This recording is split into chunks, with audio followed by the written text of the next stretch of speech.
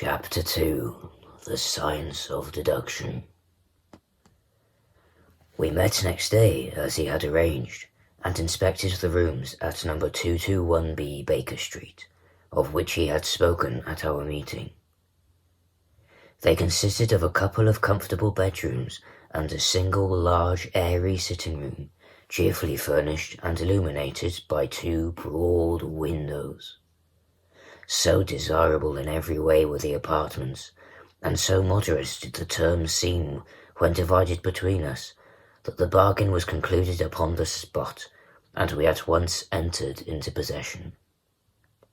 For a day or two we were busily employed in unpacking and laying out our property to the best advantage. That done, we gradually began to settle down and to accommodate ourselves to our new surroundings.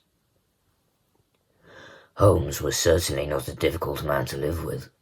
He was quiet in his ways, and his habits were irregular. It was rare for him to be up after 10 at night, and he had invariably breakfasted and gone out before I rose in the morning. Sometimes he spent his day at the chemical laboratory, sometimes in the dissecting rooms, and occasionally in long walks, which appeared to take him into the lowest portions of the city. Nothing could exceed his energy when the working fit was upon him. But now and again a reaction would seize him, and for days on end he would lie upon the sofa in the sitting room, hardly uttering a word or moving a muscle from morning to night. On these occasions I have noticed such a dreamy, vacant expression in his eyes, that I might have suspected him of being addicted to the use of some narcotic, has not the temperance and cleanliness of his whole life forbidden such a notion. As the weeks went by, my interest in him and my curiosity as to his aims in life gradually deepened and increased. His very person and appearance were such as to strike the attention of the most casual observer. In height he was rather over 6 feet, and so excessively lean that he seemed to be considerably taller. His eyes were sharp and piercing, save during those intervals of torpor to which I had alluded, and his thin, hawk-like nose gave his whole expression an air of alertness and decision. His chin, too, had the prominence and squareness which mark the man of determination. His hands were invariably blotted with ink and stained with chemicals, yet he was possessed of extraordinary delicacy of touch, as I frequently had occasion to observe when I watched him manipulating his fragile philosophical instruments. The reader may set me down as a hopeless busybody when I confess how much this man stimulated my curiosity, and how often I endeavoured to break through the reticence which he showed on all that concerned himself. Before judgment is pronounced, however, be it remembered how objectless I was in my life, and how little there was to engage my attention. My health forbade me from venturing out unless the weather was exceptionally genial, and I had no friends who would call upon me and break the monotony of my daily existence. Under these circumstances, I eagerly hailed the little mystery which hung around my companion, and spent much of my time in endeavouring to unravel it. He was not studying medicine. He had himself, in reply to a question, confirmed Stamford's opinion upon that point. Neither did he appear to have pursued any course of reading which might fit him for a degree in science, or any other recognized portal which would give him an entrance into the learned world. Yet his zeal for certain studies was remarkable, and within eccentric limits his knowledge was so extraordinarily ample and minute his observations fairly astounded me. Surely no man would work so hard or attain such precise information unless he had some definite end in view. Desultory readers are seldom remarkable for the exactness of their learning.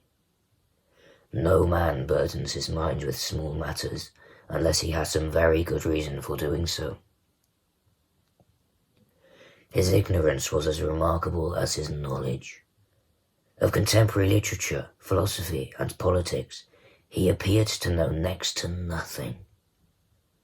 Upon my quoting Thomas Carlyle, he inquired in the naivest way who he might be and what he had done. My surprise reached a climax, however, when I found incidentally that he was ignorant of the Copernican theory and of the composition of the solar system. That any civilized human being in this 19th century should not be aware that the Earth travelled round the sun appeared to me such an extraordinary fact that I could hardly realize it. "You appear to be astonished," he said, smiling at my expression of surprise.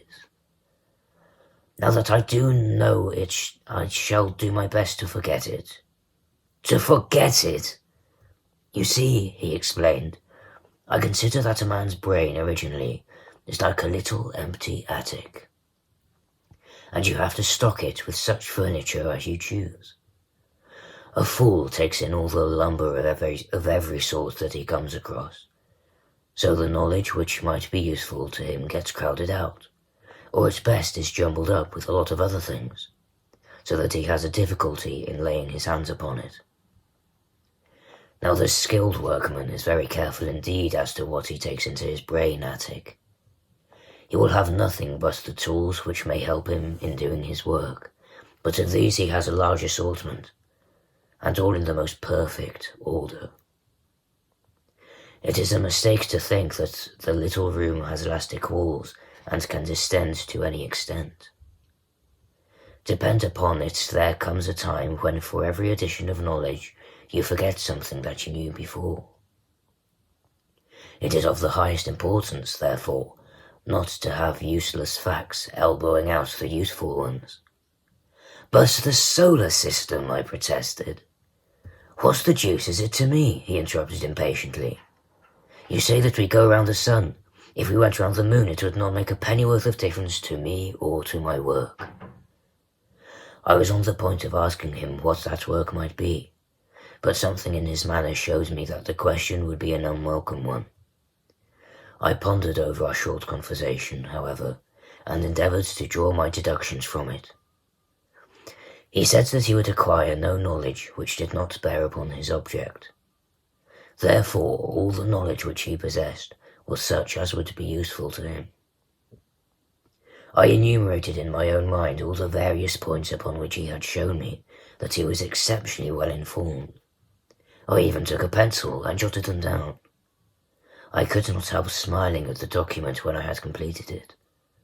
It ran in this way: Sherlock Holmes, his limits. Number 1, knowledge of literature, nil. Number 2, knowledge of philosophy, nil. Number 3, knowledge of astronomy, nil. Number 4, knowledge of politics, feeble. Number 5, knowledge of botany, variable. Well up in belladonna, opium and poisons generally. Knows nothing of practical gardening. Number 6, knowledge of geology. Practical but limited. Tells at a glance different soils from each other. After walks has shown me splashes upon his trousers and told me by their colour and consistence in what part of London he had received them. Number 7, knowledge of chemistry, profound. Number 8, knowledge of anatomy, accurate but unsystematic. Number 9, knowledge of sensational literature, immense. He appears to know every detail of every horror perpetrated in the century. Number 10, plays the violin well. Number 11, is an expert single-stick player, boxer and swordsman. Number 12, has a good practical knowledge of British law. When I had got so far in my list, I threw it into the fire in despair. If I can only find what the fellow is driving at by reconciling all these accomplishments and discovering a calling which needs them all, I said to myself, I may as well give up the attempt at once. I see that I have alluded above to his powers upon the violin. These were very remarkable, but as eccentric as all his other accomplishments. That he could play pieces, and difficult pieces, I knew well, because at my request he had played me some of Mendelssohn's Lieder and other favourites. When left to himself, however, he would seldom produce any music or attempt any recognised air. Leaning back in his armchair of an evening, he would close his eyes and scrape carelessly at the fiddle which was thrown across his knee. Sometimes the chords were sonorous and melancholy. Occasionally they were fantastic and cheerful. Clearly they reflected the thoughts which possessed him. The result of a whim or a fancy was more than I could determine. I might have rebelled against these exasperating solos had it not been that he usually terminated them by playing in quick succession a whole series of my favourite airs as a slight compensation for the trial upon my patience. During the first week or so we had no callers, and I had begun to think that my companion was friendless a man as I was myself. Presently, however, I found that he had many acquaintances, and those in the most different classes of society. There was one little sallow, rat-faced, dark-eyed fellow who was introduced to me as Mr. Lestrade, who came 3 or 4 times in a single week. One morning a young girl called, fashionably dressed, and stayed for half an hour or more. The same afternoon brought a grey-headed, seedy visitor, looking like a Jew peddler, who appeared to be much excited, and who was closely followed by a slipshod elderly woman. On another occasion, an old white-haired gentleman had an interview with my companion, and on another, a railway porter in his velveteen uniform. When any of these nondescript individuals put in an appearance, Sherlock Holmes used to beg for the use of the sitting-room, and I would retire to my bedroom. He always apologized to me for putting me to this inconvenience. I have to use this room as a place of business, he said, and these people are my clients. Again, I had an opportunity of asking him a point-blank question, and again my delicacy prevented me from forcing another man to confide in me. I imagined at the time that he had some strong reason for not alluding to it, but he soon dispelled the idea by coming round to the subject of his own accord. It was upon the 4th of March, as I have good reason to remember, that I rose somewhat earlier than usual, and found that Sherlock Holmes had not yet finished his breakfast. The landlady had become so accustomed to my late habits that my place had not been laid nor my coffee prepared. With the unreasonable petulance of mankind, I rang the bell and gave a curt intimation that I was ready. Then I picked up a magazine from the table and attempted to while away the time with it, while my companion munched silently at his toast. One of the articles had a pencil mark at the heading, and I naturally began to run my eye through it. Its somewhat ambitious title was The Book of Life, and it attempted to show how much an observant man might learn by an accurate and systematic examination of all that came in his way. It struck me as being a remarkable mixture of shrewdness and of absurdity.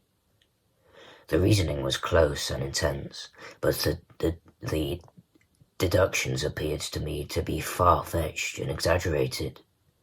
The writer claimed by a momentary expression, a twitch of a muscle, or a glance of an eye to fathom a man's inmost thoughts. Deceit, according to him, was an impossibility in the case of one trained to observation and analysis.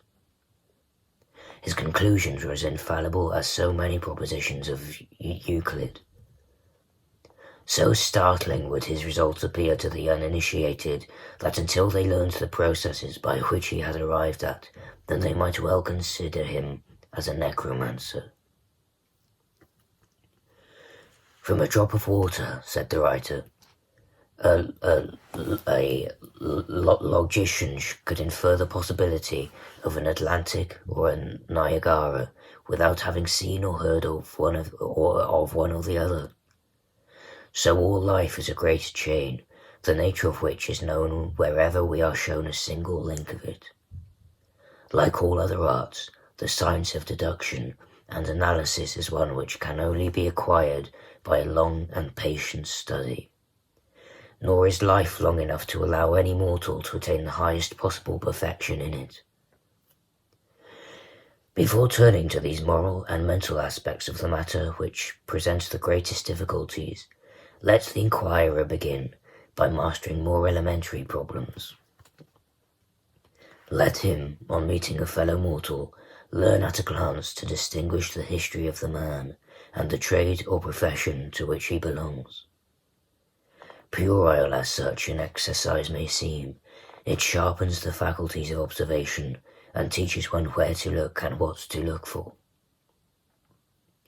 By a man's fingernails, by his coat sleeve, by his boot, by his trouser knees, by the callosities of his forefinger and thumb, by his expression, by his shirt cuffs, by each of these things a man's calling is plainly revealed.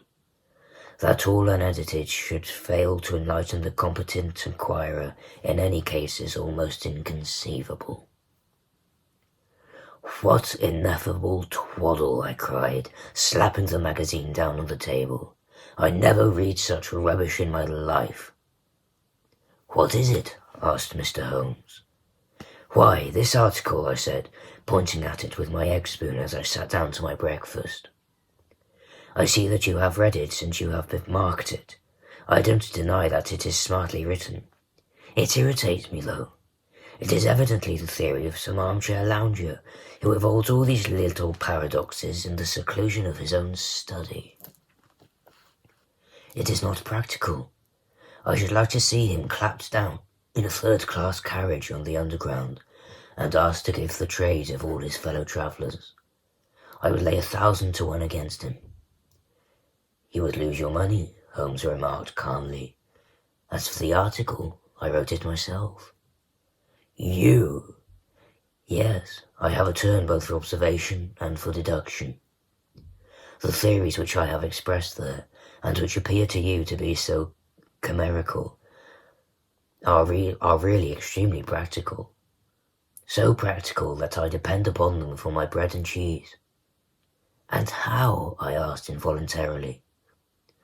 "Well, I have a trade of my own. I suppose I am the only one in the world. I'm a consulting detective, if you can understand what that is. Here in London we have lots of government detectives and lots of private ones. When these fellows are at fault, they come to me, and I manage to put them on the right scent. They lay all the evidence before me, and I am generally able, by the help of my knowledge of the history of crime, to set them straight. There is a strong family resemblance about misdeeds, and if you have all the details of 1,000 at your finger ends, it is odd if you can't unravel the 1,001st. Lestrade is a well-known detective. He got himself into a fog recently over a forgery case, and that was what brought him here. And these other people? They are mostly sent on by private inquiry agencies. They are all people who are in trouble about something and want a little enlightening. I listen to their story, they listen to my comments, and then I pocket my fee."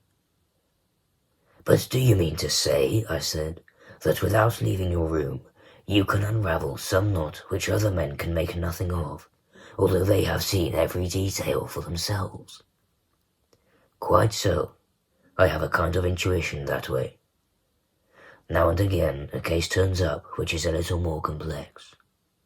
Then I have to bustle about and see things with my own eyes. You see, I have a lot of special knowledge which I apply to the problem, and which facilitates matters wonderfully. Those rules of deduction laid down in that article which aroused your scorn are invaluable to me in practical work. Observation with me is second nature. You appeared to be surprised when I told you on our first meeting that you had come from Afghanistan. You were told, no doubt." Nothing of the sort. I knew you came from Afghanistan. From long habit, the train of thoughts ran so swiftly through my mind that I arrived at the conclusion without being conscious of intermediate steps. There were such steps, however. The train of reasoning ran. Here is a gentleman of a medical type, but with the air of a military man. Clearly an army doctor, then. He has just come from the tropics, for his face is dark, and that is not the natural tint of his skin, for his wrists are fair. He has undergone hardship and sickness, as his haggard face says clearly. His left arm has been injured. He holds it in a stiff and unnatural manner. Where in the tropics could an English army doctor have seen such hardship and got his arm wounded? Clearly in Afghanistan. The whole train of thought did not occupy a second. I then remarked that you came from Afghanistan, and you were astonished. It is simple enough as you explain it, I said, smiling. You remind me of Edgar Allan Poe's Dupin. I had no idea that such individuals did exist outside of stories. Sherlock Holmes rose and lit his pipe. No doubt you think that you are complimenting me in comparing me to Dupin, he observed. Now, in my opinion, Dupin was a very inferior fellow. That trick of his in breaking in on his friend's thoughts with an apropos remark after a quarter of an hour's silence is really very showy and superficial. He had some analytical genius, no doubt, but he was by no means such a phenomenon as Poe appeared to imagine. Have you read Gaborio's works? I asked. Does Lecoq come up to your idea of a detective? Sherlock Holmes sniffed sardonically. Lecoq was a miserable bungler, he said in an angry voice.